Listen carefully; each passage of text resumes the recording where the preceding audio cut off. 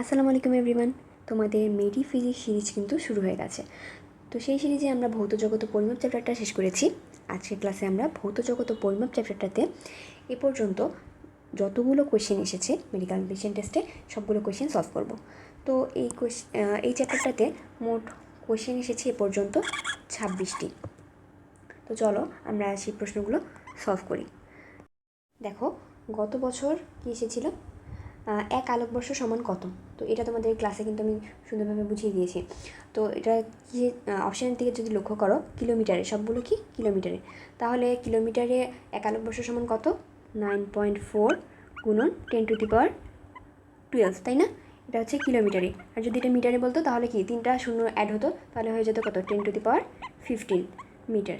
তাহলে আমাদের উত্তর কত, সি নাম্বারটা।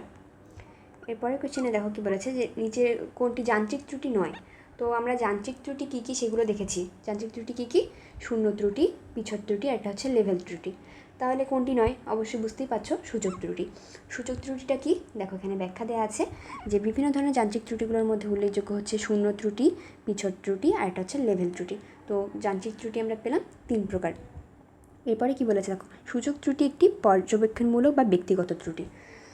তাহলে এটা তো আমাদের যান্ত্রিক ত্রুটি নয়, এটা হচ্ছে পর্যবেক্ষণমূলক বা ব্যক্তিগত ত্রুটি। এটা কিন্তু 21-22 সেশনে এসেছে। এরপরে দেখো, পরের কোয়েশ্চেনে কী বলেছে, যে কোনটি এসআই একক নয়।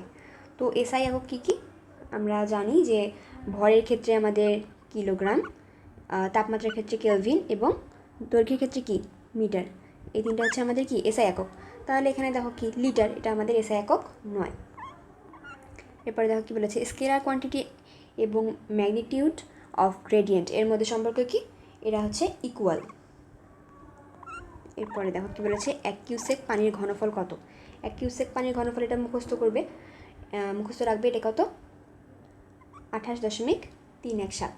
তো এটা হচ্ছে আমাদের 1 কিউসেক পানির ঘনফল। দেখো কী বলেছে, পদার্থবিদ্যার আয়তায় আসে না কোনটি। তো পদার্থবিদ্যার আয়তায় আসে কোনগুলো সেগুলো আমরা পড়েছি। তো কোনটি নয়, দেখো ইলেকট্রোম্যাগনেটিজম, এটা পদার্থবিদ্যার আয়তায় আসে।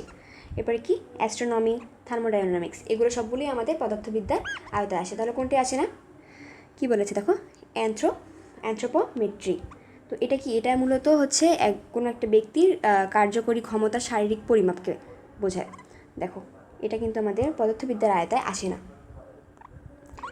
এরপরে দেখো কি বলেছে, যে কোন বৈজ্ঞানিক সর্বপ্রথম সূর্যকেন্দ্রিক সৌরজগতের ধারণা প্রদান করেন। মানে কোন বিজ্ঞানী সর্বপ্রথম সূর্যকেন্দ্রিক সৌরজগতের ধারণা প্রদান করেন, এটা আমরা পড়েছি কি কোপার্নিকাস। দেখো এখানে কিছু বিজ্ঞানীদের আবিষ্কার অবদান দেয়া আছে। কোপার্নিকাস কি সূর্যকেন্দ্রিক তত্ত্ব প্রদান করেন, টলেমি কি ভূকেন্দ্রিক তত্ত্ব, কেপলার গ্রহগুলোর গতিপথ বৃত্তাকার না উপবৃত্তাকার সেটা উনি প্রদান করছেন, গ্যালিলিও কি দূরবীক্ষণ যন্ত্র, পানি উত্তোলনের যন্ত্র, বায়ু থার্মোস্কোপ। তো এগুলো হচ্ছে উনি আবিষ্কার করেছেন। তো তোমরা তোমাদের বইয়ে যে বিজ্ঞানীদের অবদানগুলো দেয়া আছে সেগুলো ভালো করে পড়ে নেবে, তোমাদের দেখিয়ে দিয়েছিলাম। এরপরে দেখো কি বলেছে, একটি দণ্ডের পরিমাপকৃত দৈর্ঘ্য দেয়া আছে এবং প্রকৃত মান দেয়া আছে। শতকরা ত্রুটি, তো শতকরা ত্রুটির ম্যাথ আমরা সলভ করবো, তাই না? দেখো এখানে শতকরা ত্রুটির সূত্রটা আমাদের কী ছিল, যে প্রকৃত মান বিয়োগ পরিমাপকৃত মান ডিভাইডেড বাই প্রকৃত মান। এখন যদি প্রকৃত মানটা কম থাকতো তাহলে আমরা পরিমাপকৃত মানটা থেকে প্রকৃত মানটা কিন্তু বিয়োগ করতাম, এটা আমরা দেখেছি ক্লাসে। তো তাহলে দেখো এখানে প্রকৃত মানটা যেহেতু বড় আছে, তাহলে 10.4 বিয়োগ 10 ডিভাইডেড বাই কত, প্রকৃত মান। তাহলে এটা বিয়োগ করলে কত আসে, 0.4 ডিভাইডেড বাই 10.4। এখন দেখো এটাকে ভাগ করো যদি, তাহলে কত থাকতেছে, উপরে 10 নিচে 104। এখন একটু লক্ষ্য করো আমরা ক্যালকুলেশনটা কীভাবে করব। তো আমাদের এখানে 104কে 4 দ্বারা ভাগ করব। তাহলে শূন্য দিয়ে দশমিক দিয়ে একটি শূন্য নাও, আর একটা শূন্য নাও। এখন তুমি এখানে লক্ষ্য করো, এটা 104। যদি আমরা এটা 100 হতো তাহলে কিন্তু আমরা 4 দ্বারা গুণ করলে 400 পেতাম, কিন্তু যেহেতু 100 থেকে বেশি আছে তাহলে অবশ্যই 4 দ্বারা গুণ করা যাবে না। 4 দ্বারা যদি আমরা গুণ করি তাহলে 400 থেকে বেশি পাবো। তাহলে কত দ্বারা গুণ করব, 3 দ্বারা। তাহলে 3 দ্বারা যদি আমরা গুণ করি, গুণফল কত আসছে, 312। তো এটা লেখো, এখান থেকে যদি বিয়োগ করো তাহলে কত আসে, 88। এই কোয়েশ্চেনটাতে অপশানে একটু ভুল আছে, তোমার অ্যান্সারটা হতো 3.84, কিন্তু অপশানে দেওয়া আছে 3.64। তো যাই হোক, এখানে যদি আমরা অ্যাকচুয়াল মানটা কিন্তু আমাদের আসে 3.84। তো আমরা এটা কত দিয়ে গুণ করেছিলাম? 3 দিয়ে। তো 3 দ্বারা যদি আমরা গুণ করি 100,000-কে, তাহলে আমরা পাচ্ছি হচ্ছে 312, এখান থেকে বিয়োগ করলে থাকে 88। তো আবার একটু শুনে নাও, এখানে কিন্তু দেখো আমরা বুঝতেই পারছি 8 দ্বারা গুণ যাবে, কিন্তু অপশানের দিকে যদি লক্ষ্য করো তাহলে দেখবে যে এখানে কোথাও 8 নাই। তা যেহেতু তুমি পেয়ে গেছো যে 0.03 চলে এসেছে, তাহলে অবশ্যই তোমার অপশান এ আর ডি আগেই বাদ, তাহলে এই দুটোর মধ্যে একটা উত্তর হবে। তো এখানে যদিও বা অপশান ভুল দেওয়া আছে, তুমি যদি অ্যাকুরেট ভ্যালু আসে তাহলে এটা আসে হচ্ছে 3.84, এটা হচ্ছে অ্যাকচুয়াল মানটা। ঠিক আছে, এটাকে যদি তুমি 100 দ্বারা গুণ করো তাহলে কত পাবে? 0.0384 গুণন 100, যেহেতু শতকরা বলেছে তাহলে আমরা পাচ্ছি 3.84%। এটা হচ্ছে অ্যাকুরেট মানটা। ঠিক আছে, তো এরপরে দেখো কি বলেছে, 1 মাইল ও 1 কিলোমিটারের দূরত্বের মধ্যে পার্থক্য মিটারে কত? আমাদের কিন্তু মিটারে চেয়েছে, তাহলে আমরা জানি কি 1 মাইল সমান সমান কত?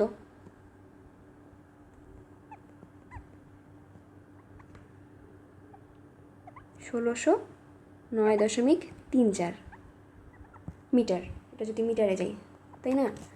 তো এখানে আর 1 কিলোমিটার সমান আমরা জানি 1000 মিটার। তো যেহেতু তোমার দশমিক নেয়নি, তো আমরা দশমিকটা বাদ দিয়ে ক্যালকুলেশন করব। তাহলে 1 মাইল সমান সমান পেলাম কত? 1609। আবার 1 কিলোমিটার সমান সমান কত? 1000 মিটার। তাহলে এটা যদি আমরা বিয়োগ করি, যেহেতু বলেছে যে এদের মধ্যে দূরত্বের পার্থক্য নির্ণয় করতে বলেছে মিটার, তাহলে বিয়োগ করলে কত আসে? 609 মিটার। তাহলে আমাদের উত্তর কত? ডি নাম্বারটা। এর পরের কোয়েশ্চেন কী বলেছে, যে একটি সিলিন্ডারের দৈর্ঘ্য দেওয়া আছে, উহার আয়তন দেওয়া আছে, এবং তাহলে উহার ব্যাস কত? তো দেখো এই কোয়েশ্চেনটা অনেক মজার একটা কোয়েশ্চেন। সিলিন্ডারের দৈর্ঘ্য দেওয়া আছে, আমরা সিলিন্ডারের আয়তন কি জানি? আয়তনের সূত্র পাই আর স্কোয়ার এইচ বা এল।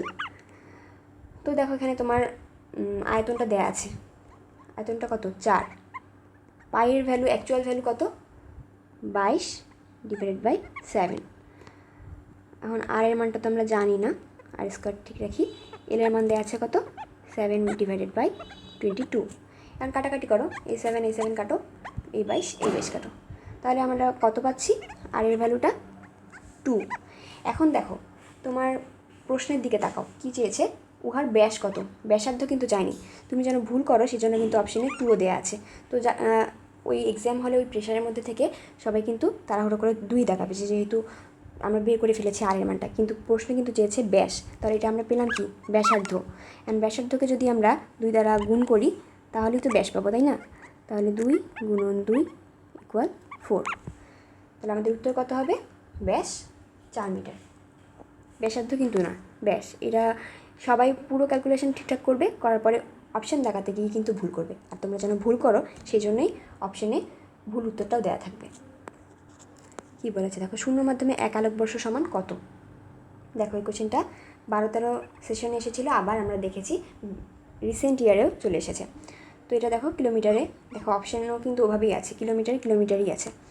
তো যদি মিটার হতো তাহলে হতো 10⁻15। এরপরে দেখো কী বলেছে, ভার্নিয়ার স্কেল দিয়ে সর্বনিম্ন কত একক পর্যন্ত মাপা যায়? তো দেখবে যে যেই স্কেলটা সর্বনিম্ন যত দাগ পর্যন্ত কাটা থাকে, আমরা তত দাগ পর্যন্ত কিন্তু সর্বনিম্ন মাপতে পারি। তো ভার্নিয়ার স্কেলটা যেহেতু সর্বনিম্ন মিলিমিটারে কাটা আছে, তাহলে আমরা সর্বনিম্ন কত একক পর্যন্ত মাপতে পারবো? মিলিমিটার পর্যন্ত। দেখো কী বলেছে, সাধারণ মিটার স্কেলে আমরা মিলিমিটার একক পর্যন্ত মাপতে পারি। মিলিমিটার ভগ্নাংশ যেমন 0.2, 0.6 মিলিমিটার ইত্যাদি মাপতে হলে আমাদের ভার্নিয়ার স্কেলে সাহায্য নিতে হয়। তো ভার্নিয়ার স্কেলে সর্বনিম্ন আমরা মিলিমিটার পর্যন্ত মাপতে পারি। এরপরে দেখো কী বলেছে, বেগ সম্পর্কে কোন তথ্যটি সঠিক নয়?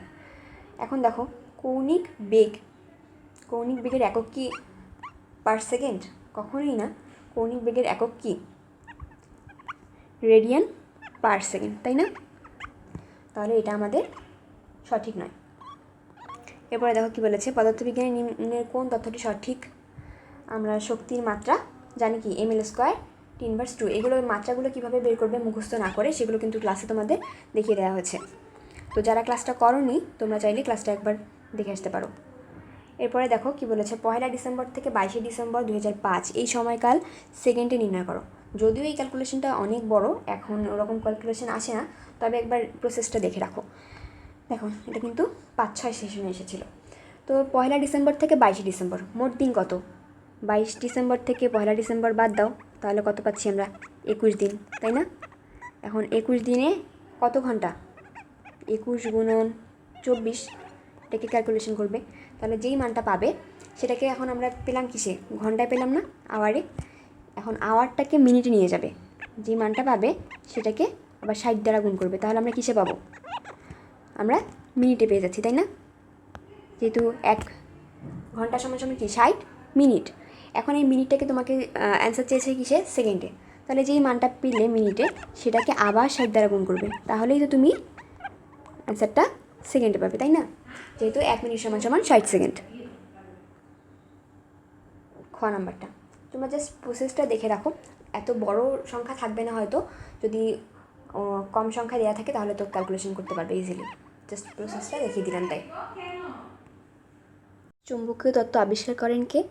তো এই চুম্বকীয় তত্ত্ব আবিষ্কার করেন ম্যাক্সওয়েল। তো এই আবিষ্কারগুলো, বিজ্ঞানীদের আবিষ্কারগুলো কিন্তু ভালোভাবে পড়ে নেবে, এখান থেকে দেখতেই পাচ্ছ কোশ্চেন আসে। কোন উক্তিটি সঠিক নয়? তো দেখো কি বলেছে, মাত্রা সমীকরণ হতে সর্বদা প্রকৃত সূত্র পাওয়া যায়। এটা ভুল। মাত্রা সমীকরণের সীমাবদ্ধতাগুলো একবার রিডিং পড়ে নেবে।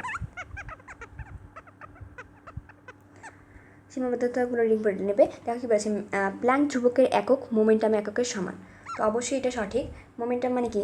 কৌণিক ভরবেগ। তো mvr = আমরা কি জানি? nh/2π।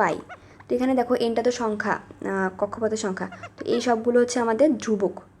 এখানে এইচটা কি? তাহলে এইচটা mvr এর সাথে সমানুপাতিক হচ্ছে, তাই না? তো এর যেটা হচ্ছে একক হবে mvr এর এককের সমানই হবে। তো তাহলে কি বলেছে, প্ল্যাঙ্ক ধ্রুবকের একক আর মোমেন্টামের এককের সমান, এটা সঠিক। পৃষ্ঠটানের মাত্রা সমীকরণ, এটাও সঠিক।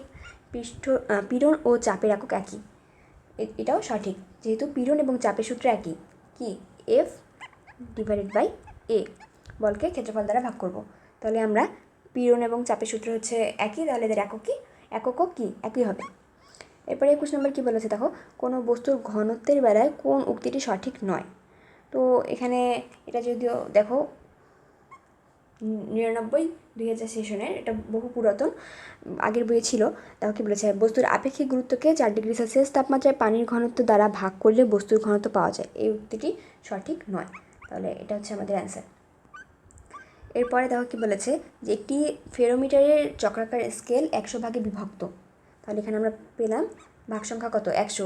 স্কেলটিকে একবার ঘোরালে স্ক্রু 0.5 মিলিমিটার সরে যায়। তো কোনো একটা স্কেলকে এক পাক ঘোরালে এটা যতটুকু পরিমাণ সরণ ঘটে এটাকে আমরা কি বলি? তার পিচ, তাই না? তাহলে ফেরোমিটারের লঘিষ্ঠ গণন কত?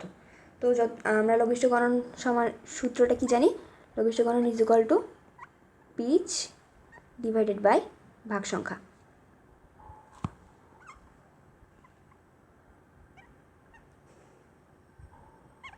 তাহলে এখানে পিচের মান কত?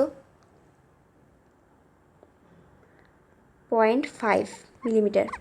দেখো উত্তরে কিন্তু মিলিমিটারই আছে সব, তাই আমরা মিলিমিটারই রাখলাম। ভাগ সংখ্যা কত? 100। এটাকে যদি ভাগ করো তাহলে কত আসবে? 0.005 মিলিমিটার। তাহলে আমাদের উত্তর খ নাম্বারটা। এরপরে কোশ্চেন কী বলেছে দেখো, নিউটন পার বর্গমিটার কিসের একক? নিউটন পার বর্গমিটার এটা কিসের একক? F/A। এটা থেকে তো এটা লেখা যায়, তাই না? এই মানে কি? ক্ষেত্রফল। তাহলে এটা কি? চাপ বা পীড়নের একক, পীড়নের সূত্র। তো সেখান থেকে আমরা এই এককটা পাচ্ছি।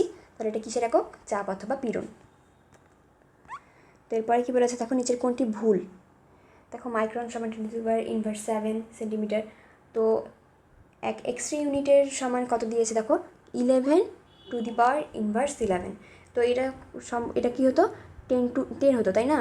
11⁻11 এটা তো কখনোই সম্ভব না। তাহলে আমাদের উত্তর কত? গ নাম্বারটা। তো এখানে তোমাদের যে এইরকম হচ্ছে তোমার পিকো, ফেমটো এগুলোও দেখে নেবে মানগুলো। এবারে কী বলছে, জ্যামিতিক আকৃতির ক্ষেত্রে ক্ষেত্রফল নির্ণয়ের কোন ফর্মুলাটি সঠিক? তো বৃত্তের ক্ষেত্রফল পাই আর স্কোয়ার, এটা আমরা সবাই জানি, এটা আমাদের সঠিক। তো এই ছিল আমাদের এ পর্যন্ত আসা সকল কোশ্চেন এই অধ্যায়ের। তো মোট 26টা কোশ্চেন, তোমরা দেখতেই পেলে কীরকম টাইপের কোশ্চেনগুলো হয়। তো এই কোশ্চেনগুলো বুঝে বুঝে সলভ করলে আশা করছি এই টাইপের যতগুলো কোশ্চেনই আসুক না কেন তোমরা পারবে। আর তোমাদের ক্লাসে যেগুলো ইম্পর্টেন্ট, যেগুলো পড়তে হবে সেগুলো সব দেখিয়ে দেওয়া হয়েছে। তো তোমাদের বলবো যে তোমরা ওই ক্লাসটা একবার দেখে আসো। তো দেখা হবে পরবর্তী ক্লাসে। সে পর্যন্ত সবাই ভালো থাকো, সুস্থ থাকো এবং পড়াশোনাটা রেগুলারিটি মেনটেন করে করো। আল্লাহ হাফেজ।